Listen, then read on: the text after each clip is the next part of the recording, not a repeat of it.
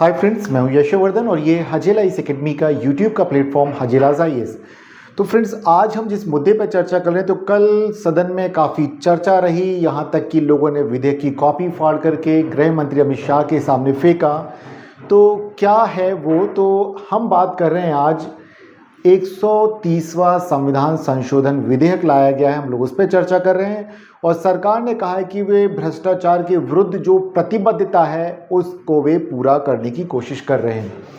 तो क्या है ये देखते हैं कि अगर कोई भी प्रधानमंत्री या कोई मंत्री या चीफ मिनिस्टर 30 दिन से ज़्यादा समय तक अगर जेल में रहता है तो उसे अपना पद त्याग करना होगा। इससे संबंधित 130वां संविधान संशोधन विधेयक कल की बात है, सदन में पेश किया गृह मंत्री अमित शाह ने। और क्या है, हम लोग इस पर बात करते हैं, लेकिन इससे पहले हम बात कर लेते हैं कि देखिए क्या हुआ था। इस घटनाक्रम पर चर्चा करना जरूरी है। अरविंद केजरीवाल को जब जेल में निरुद्ध किया गया था, प्रवर्तन निदेशालय ने केस रजिस्टर किया था दिल्ली में शराब नीति पर, और उस पर जब वे जेल में थे तो वहाँ पर रहते हुए उन्होंने मुख्यमंत्री का पद त्याग नहीं किया था, बल्कि जब वे जमानत पर बाहर आए तो उन्होंने मुख्यमंत्री के पद को त्याग किया था। सो ऐसे में कई बार प्रश्न उठता था, क्या जेल में रहते हुए पीएम, सीएम या मंत्री को सरकार चलानी चाहिए? यही न्यूज़पेपर ने हेडलाइन बनाई है और जनता तय करे, इस तरह का कहना है हमारे गृह मंत्री अमित शाह का। अब आप क्या सोचते हैं, आप भी बताइएगा जरूर कमेंट बॉक्स में। लेकिन हम यहाँ बात करते हैं कि आखिर इस विधेयक में क्या है। तो देखिए, इसमें है कि कोई भी मंत्री, चाहे वो केंद्र का हो चाहे राज्यों का हो, कोई मुख्यमंत्री, प्रधानमंत्री, अगर कोई भी किसी भी स्थिति में अगर वो जेल चला जाता है, भले उसके ऊपर आरोप पूरी तरह से सिद्ध ना हुए हों, अगर जेल चला जाता है तो उसे 30 दिनों में खुद त्यागपत्र दे देना चाहिए। और यदि नहीं देता इस्तीफा तो 31वें दिन से उसका पद स्वतः रिक्त माना जाएगा। और ऐसे आरोप जिनमें कम से कम 5 साल की सजा का प्रावधान है, आरोप लगाया सिद्ध नहीं हो, ध्यान रखिएगा, उसमें लगातार जेल में रहने पर कार्रवाई होगी। मतलब यहां पर यह कह रहे हैं कि सिर्फ अगर आपके ऊपर आरोप लगा दिया है कोई भी ऐसा जिसमें 5 साल की कम से कम सजा हो, और आरोप लगने के बाद यदि पुलिस या इन्फोर्समेंट डायरेक्टरेट जैसी या सीबीआई जैसी कोई एजेंसी, कोई भी सरकारी एजेंसी आपको डिटेन कर लेती है, गिरफ्तार कर लेती है, और 30 दिनों तक यदि आप जेल में रहते तो आपको या तो इस्तीफा देना होगा या 31वें दिन से आपका पद स्वतः ही रिक्त माना जाएगा। एक बात और इसमें कि अगर बेल मिल जाती, इट मीन्स आपको जमानत मिल जाती है, तो दोबारा से मंत्री, प्रधानमंत्री या मुख्यमंत्री बन सकते हैं।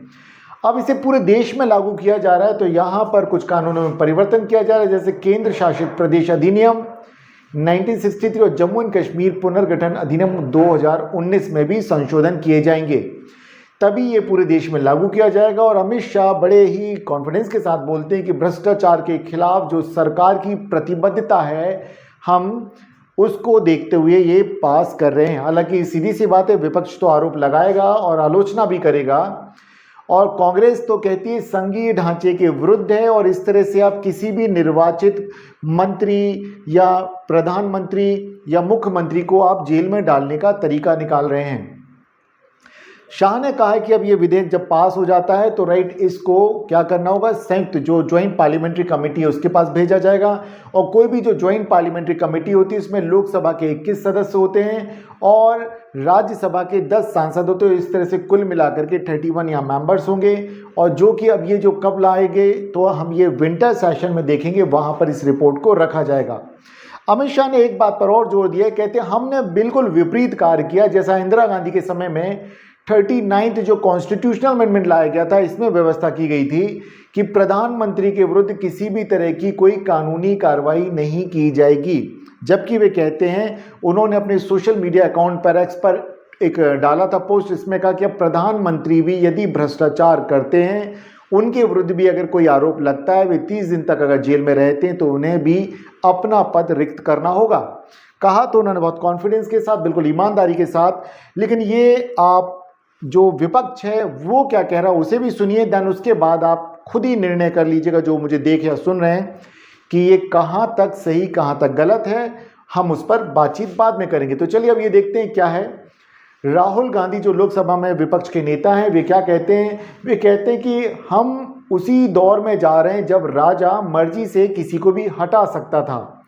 निर्वाचित प्रतिनिधि की अवधारणा ही नहीं बची है। यदि आपका चेहरा केंद्र की सरकार को पसंद नहीं आता है तो वो आपके ऊपर किसी भी तरह का केस कर सकते हैं, ईडी से केस करा सकते हैं, और 30 दिन में लोकतांत्रिक तरीके से चुना गया व्यक्ति जेल में होगा और उसका पद स्वतः रिक्त मान लिया जाएगा।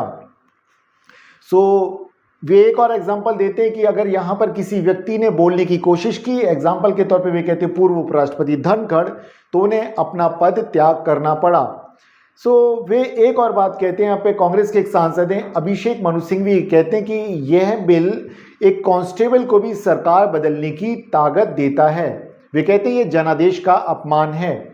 और भी लोगों ने बहुत सी बातें की, हम उन्हें देख लेते हैं। जैसे कि फॉर एग्जांपल समाजवादी पार्टी के एक सांसद हैं धर्मेंद्र यादव, वे कहते हैं कि गृह मंत्री नैतिकता की बात करते हैं, और इन्होंने एक बार महाराष्ट्र के एक बड़े नेता के लिए कहा था कि चक्की पी सिंह, अब वे कहते हैं कि उन्हें वे महाराष्ट्र में डिप्टी चीफ मिनिस्टर बना करके अपने साथ घूम रहे हैं। तो चलिए, अब ये जो भी राजनीति है, इसके अलावा ममता बनर्जी का क्या विचार है यहाँ पर, उसे भी जान लेते। वे कहते हैं यह बिल सुपर इमरजेंसी से भी खतरनाक है। वे कहते हैं यह एक तरह से हिटलर शाही हमला है जो लोकतंत्र को कुचल देगा। और तमिलनाडु के चीफ मिनिस्टर M.K. स्टालिन कहते हैं, और केरल के जो विजयन है वे भी कहते हैं कि यह जो बिल है विपक्ष की आवाज़ को दबाने के लिए है, लोकतंत्र को इससे खतरा है, यह एक षड्यंत्र है। तो ये हमने सुना वे क्या क्या कहते हैं। लेकिन यहाँ पर एक बात, एक तरह की केस स्टडी में आपके सामने रखना चाहता हूँ, जो कि दैनिक भास्कर अखबार में एक खबर आई है। सत्येंद्र जैन, सीबीआई ने एफआईआर की और 4 साल बाद केस बंद कर दिया। और सत्येंद्र जैन के विरुद्ध जब सीबीआई ने केस दर्ज किया 2019 में, और वो था कि आउटसोर्सिंग मामले में एक केस किया गया था कि उन्होंने उसमें भ्रष्टाचार किया। 4 साल बाद जब सीबीआई क्लोजर रिपोर्ट कोर्ट में रखती है, वो कहती है कि भ्रष्टाचार के साक्ष्य नहीं मिले, और सत्येंद्र जैन को लंबे वक्त के लिए जेल में रखा गया था। तो ये एक बड़ा एग्जाम्पल सेट करता है कि इस तरह से केंद्र की सरकार राज्यों के मंत्रियों को, मुख्यमंत्रियों को किसी भी तरह के केस में फंसा सकती है, ऐसी संभावना जताई है। यहाँ पर लोगों ने या विपक्ष ने या न्यूज़पेपर में इस तरह की एक रिपोर्ट आई है, तो इसके कारण लोग कह रहे हैं कि यहाँ पर लोकतंत्र को इससे खतरा होगा। यदि आप केंद्र सरकार के साथ सहयोग नहीं करते हैं तो वो किसी भी तरीके से आपकी सीट को वो बर्बाद कर सकते हैं, आपके पूरे राजनीतिक जीवन को ये बर्बाद कर सकते हैं। आपको जेल में अगर जाते हैं तो आपको अपना जो सीट है वो छोड़नी होगी। और इसी तरह का कुछ एक और घटना हुई थी, झारखंड के जो मुख्यमंत्री, उनके साथ भी कुछ इसी तरह का हुआ था। तो ऐसे बहुत सारे एग्जाम्पल्स हैं। बड़ा सवाल आता है कि क्या ये लोकतंत्र के लिए इस तरह के प्रावधान की सिर्फ आरोप लगाने पर क्या उचित कार्रवाई मानी जाएगी? तो देखिए, अगर इसे कोई भी व्यक्ति थोड़ी सी भी राजनीति की समझ रखता होगा तो वे इसका आंसर खुद ही निकाल लेंगे कि इसका आंसर क्या होगा। तो मैं यहाँ पर आपसे यही कहूँगा कि लोकतंत्र के लिए सिर्फ आरोप लगाने के आधार पर किसी व्यक्ति को अगर निरुद्ध कर दिया जाता है तो लोकतंत्र के लिए कहीं ना कहीं वह खतरा है। ऐसे में अगर कोई भी व्यक्ति, कोई भी विपक्षी दल, जो भी सरकार की आलोचना करने वाला कोई है, अगर वो सरकार को नापसंद आता है तो इस बात की पूरी संभावना है कि उसके विरुद्ध फर्जी मुकदमे दर्ज किए जा सकते हैं, उसको उसके पद से हटाया जा सकता है। और इस बात का एक बहुत बड़ा एग्जाम्पल अरविंद केजरीवाल की दिल्ली में सरकार में मंत्री रहे सत्येंद्र जैन का एक बहुत बड़ा एग्जाम्पल है। और ऐसा, ये तो मंत्री हैं और आम जनता के साथ भी ऐसा कई बार होता है कि फर्जी मामलों में उनके ऊपर केस दर्ज कर दिया जाता है और वो सालों साल जेल में भी उन्हें निरुद्ध होना पड़ता है। तो किसी भी व्यक्ति के अधिकार के तौर पे, लोकतंत्र के तौर पर या एक अच्छी सरकार चलाने के लिए इस तरह का, ये हमें लगता तो है कि दिखावा सा प्रतीत होता है कि भ्रष्टाचार दूर किया जा रहा है, लेकिन ये अप्रत्यक्ष तौर पे ऐसा प्रतीत होता है कि इससे कहीं ना कहीं विपक्षियों को प्रताड़ित करने के एक टूल के तौर पे इस्तेमाल किया जाएगा। तो मेरा ऐसा मानना है, ये मेरी व्यक्तिगत धारणा है, वो भी इन केसों को देखने के बाद। अब आप क्या सोचते हैं इस विषय पर कमेंट बॉक्स में जरूर बताएं कि ये विधेयक भ्रष्टाचार को दूर करने में कितना सहयोगी होगा या फिर विपक्ष के नेताओं की आवाज को दबाने में ये सहायक होगा। इन दोनों में से आपके जो भी मत हो, आप प्लीज खोल करके अपनी बातों को कमेंट बॉक्स में जरूर रखें। मैं हूं यशोवर्धन, फिर अगले दिन अगले विषय पर हम फिर नए और वीडियोस आपके सामने लाते रहेंगे, इसी तरह से जागरूक करने के लिए, आपकी जानकारी बढ़ाने के लिए। आज मैं आपसे इतना ही अनुरोध करूंगा कि अब तक आप हमारे साथ बने हुए और आपने हमारे इस चैनल को यदि सब्सक्राइब नहीं किया तो हमारे इस चैनल को कर लीजिए सब्सक्राइब, बेल बटन दबा दीजिए और लाइक जरूर करें और अपने दोस्तों के साथ इसको शेयर करें। फिर मिलते हैं हम अगले दिन, तब तक आप लगातार अपनी तैयारी जारी रखिए और जागरूक बने रहिए। नमस्कार।